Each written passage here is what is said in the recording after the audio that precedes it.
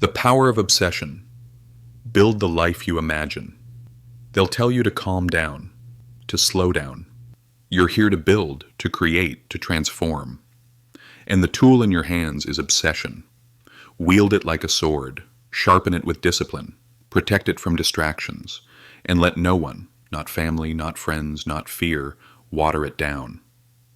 There's a myth that success comes from balance. But the truth? In the beginning, it demands imbalance. It demands that you pour your time, your focus, your energy into one thing until the world bends to your will. Until the universe echoes back, "Yes, I see you now." You think Elon Musk got to where he is by being balanced? No. He poured his soul into companies while sleeping on the factory floor. You think Kobe Bryant was born with greatness? No.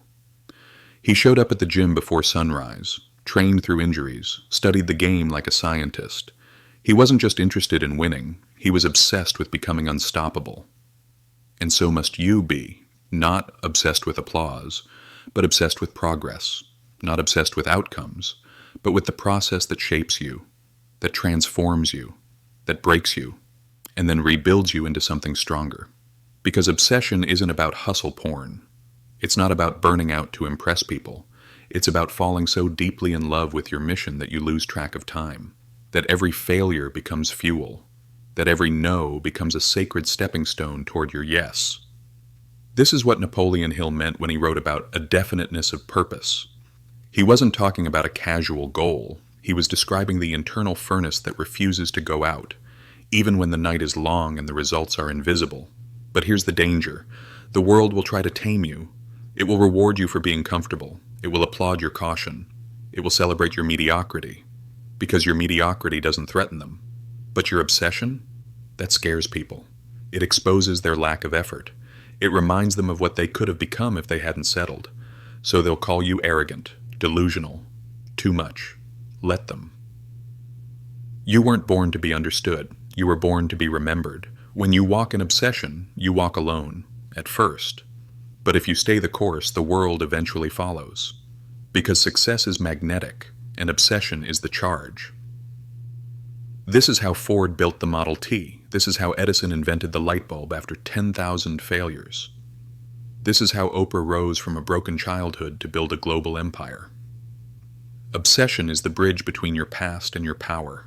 It is the soul's declaration that I will not die with my dreams still inside me. So what are you waiting for? But obsession will demand a toll. And most men aren't willing to pay it. Obsession will ask you to bleed where others walk clean. It will demand that you trade comfort for conquest, weekends for war, peace for purpose.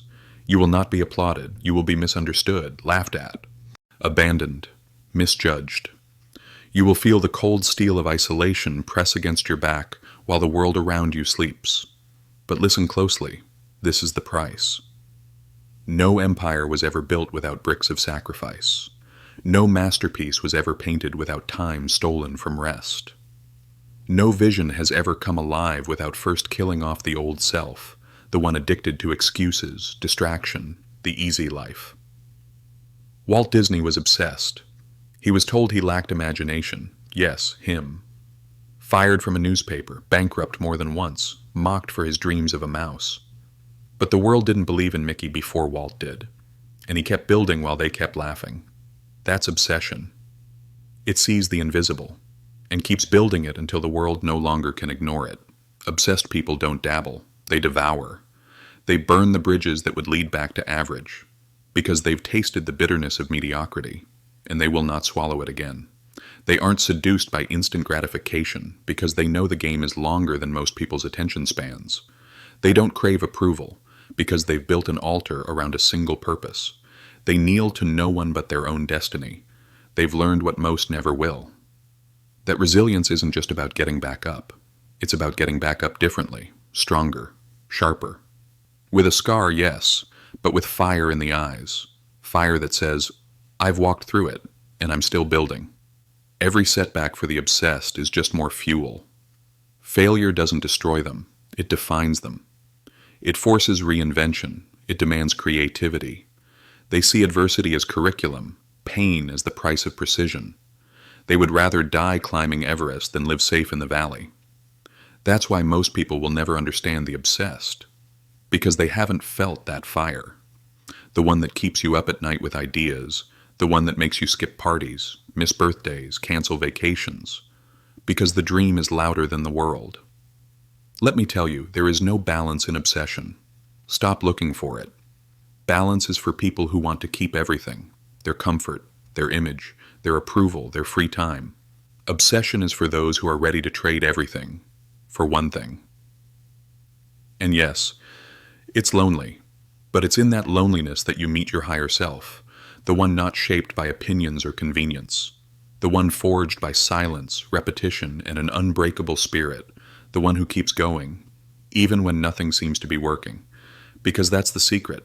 Obsession will look like madness until it looks like genius. And when that day comes, when the world finally sees the fruits of your hidden labor, they will say, "You're lucky," but you'll smile, though, because luck had nothing to do with it. It was the sacrifice no one saw, the years no one applauded, the nights you cried but still worked, the failures that didn't finish you, the moments you chose vision over validation. Purpose over popularity, fire over fear. That's what builds the life you imagine, and if you're still breathing, you still have time to build it. Obsession doesn't just fuel your actions, it rewrites who you are. It doesn't live on the surface of your habits, it buries itself in your identity. It becomes the quiet architect of your every thought, every decision, every reflex. You no longer try to become the person who wins. You are that person. You don't wake up and wonder what to do. You wake up already in motion, because obsession has rewritten your code. Science calls it neuroplasticity, the brain's ability to rewire itself based on repeated focus and emotional intensity. But to the obsessed, it's not science, it's survival. You focus long enough, hard enough, intensely enough, and your brain adapts. It strengthens the neural pathways that match your obsession and kills the ones that don't. Your mind becomes a sharpened instrument, ruthless at filtering out distraction, temptation, anything not aligned with the mission. You become immune to mediocrity. You become allergic to excuses. You look at time differently, not as something to waste, but something to weaponize. You move through the world with intent, with edge, with vision. You start to feel it, that internal shift, that silent transformation. You no longer beg the world to change. You begin changing yourself so much that the world has no choice but to notice. That's the power of obsession. It's not a mindset, it's a metamorphosis. And the world around you, it won't understand. It will whisper, "You've changed." And you'll respond, "I was meant to." Because you weren't built to blend in. You weren't put here to settle, to shrink, to conform. You were put here to rise, to dominate, to become so focused, so disciplined, so utterly transformed, that the old you becomes unrecognizable. Look at Thomas Edison. 10,000 failed prototypes before he lit the world. People mocked him, experts dismissed him, but obsession didn't care. It's not glamorous, it's not loud, it's not fireworks or viral inspiration. Discipline is what obsession looks like at 5 a.m., when the world is still asleep. It's what obsession sounds like when no one is clapping, no one is watching, no one is validating your grind, and you show up anyway. It's cold, it's mechanical, it's silent repetition. But it is the difference between wishing and winning. Because obsession without discipline is just fantasy. Every person you admire, every icon, every titan, every legend, they had moments when motivation died, when the energy faded, but discipline remained. That's the only reason their name lasted, because discipline is loyalty to a vision long after the feeling has left. Walt Disney was told he had no imagination. Stephen King had his first novel rejected over 30 times. Kobe Bryant shot 800 jump shots a day. James Clear didn't just write about atomic habits, he lived them into legacy. Discipline isn't about doing what's fun, it's doing what's necessary. And when you make your obsession non-negotiable, your discipline becomes automatic. You don't need a calendar reminder. You don't need a motivational video. You don't need to feel ready. You do it because you've burned the bridge behind you. Because success is no longer a preference, it's a path with no way back. You've decided. You've committed. And commitment without discipline is a lie. Your habits become your proof. not your dreams, not your words, not your affirmations, your daily systems. Every day you delay, the old you strengthens. Every rep you skip, your old life tightens its grip. You must become ruthless with the micro decisions. Because the battle is always won or lost in the unseen moments, not on stage, not on launch day, but in the quiet, repetitive grind that nobody celebrates. Discipline is when you build the foundation of your empire while it still looks like an empty lot. While everyone else is chasing balance, chasing hacks, chasing dopamine. You become a machine, not emotionless, but unshakable. You meditate not because it's trendy, but because stillness sharpens the blade. You train your body not for vanity, but because strength breeds confidence. You read not to feel smart, but because wisdom creates leverage. You limit distractions like your life depends on it, because it does. You track your hours like they're oxygen, because they are. You don't hope you'll be successful someday. You extract success from every day. This is how obsession matures. It starts as fire, it grows into focus, and then it calcifies into ritual. Daily, relentless, non-negotiable ritual. Not because it's easy, but because you've accepted the cost of greatness. And what is that cost? It's giving up the luxury of being normal. It's choosing hunger over comfort, sacrifice over popularity, long-term vision over short-term approval. And here's the secret. The more you sacrifice, the more powerful your obsession becomes. Every time you say no to distraction, no to mediocrity, no to comfort, you sharpen the edge. You signal to your subconscious, this matters. This isn't a phase. This is who I am now. The world is filled with people who want success. Very few are possessed by it. Even fewer are disciplined enough to deserve it. But if you truly are, then nothing can stop you. Because discipline is not punishment. It is self-respect. It is freedom in its highest form. And when obsession and discipline merge, they form something that the world has no defense against. A human being on fire, with a map. You may not think of gratitude as part of obsession, but that's where most people misunderstand power. Gratitude isn't softness. It's not passive. It's not just a warm feeling you list in a journal. Gratitude is a weapon. It's the mindset that keeps you grounded when storms hit. It's what makes you resilient when the world tries to pull you back into average. Because when you're obsessed, life will test you. You'll be isolated, misunderstood, judged, even laughed at. And in those moments, gratitude becomes armor. Gratitude says, babe, I'm still here. Gratitude says, this pain is shaping me. Gratitude says, I will turn this adversity into an advantage. Every setback becomes fuel. Every betrayal becomes clarity. Every failure becomes feedback. And you thank life for the struggle because it's polishing the diamond. Thomas Edison lost his entire lab in a fire. His life's work turned to ash. He didn't cry. He didn't quit. He said, thank God all our mistakes burned down. Now we can start fresh. That is what gratitude sounds like when it's forged in obsession. You stop resisting the hardship and start absorbing its wisdom. Because everything that tries to break you is actually offering you leverage, if you're awake enough to see it, if you're obsessed enough to keep moving.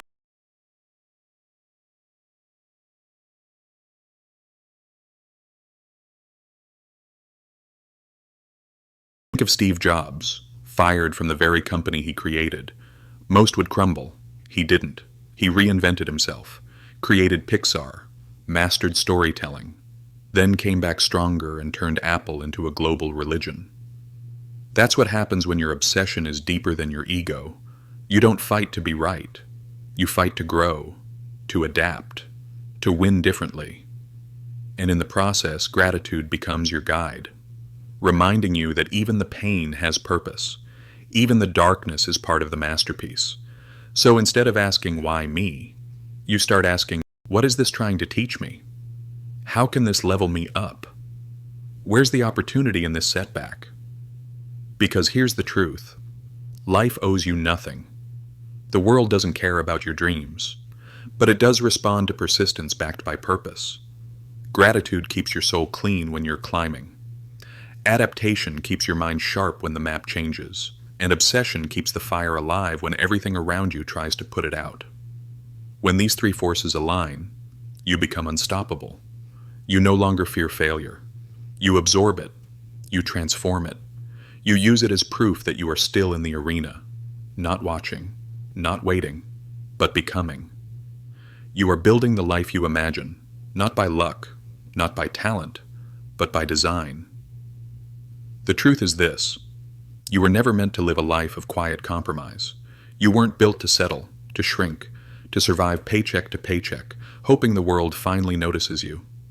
You were born with fire, not comfort, with a vision, not an excuse, with divine potential that will never activate without sacrifice, without clarity, without obsession.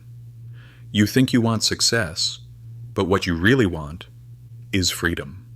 The freedom to live how you choose, the freedom to speak your truth, the freedom to wake up with meaning instead of dread. And you will never buy that freedom cheaply. It will cost you everything fake. It will cost you your laziness, your distractions, your false identities, the lies you tell yourself to stay safe and small. Because the life you imagine cannot be built with the same patterns that built the life you hate.